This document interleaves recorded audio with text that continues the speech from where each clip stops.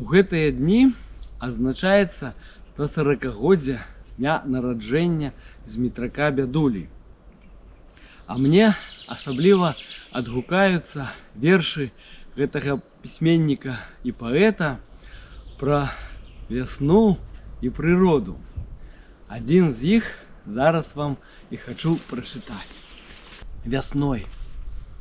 То не снег, то чаромха цвіце, падарунак вясны дабрадзейкі.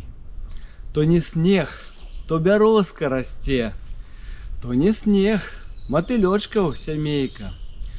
То не шоўк, гэта рунь пад гарой, то вясны маладой арнаменты. То не скарб дарагі над зямлёй, то праменняў бляшчаць дыяменты.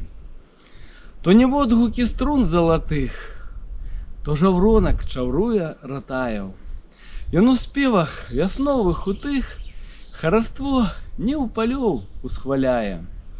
І здаецца, не ў першы разок гэта шчасце вясна прынасіла. Але вабіць вясновы дзянёк, і насыціцца вока не ў сіле. Мая радасць імчыць да нябёс, да бязмежных удалей паветак. І раблюся я братам бяроз, ручаёў, матылькоў, кволых кветак. Запалонен я песняй зямлі, загубіўся ў ёй, як пясчынка.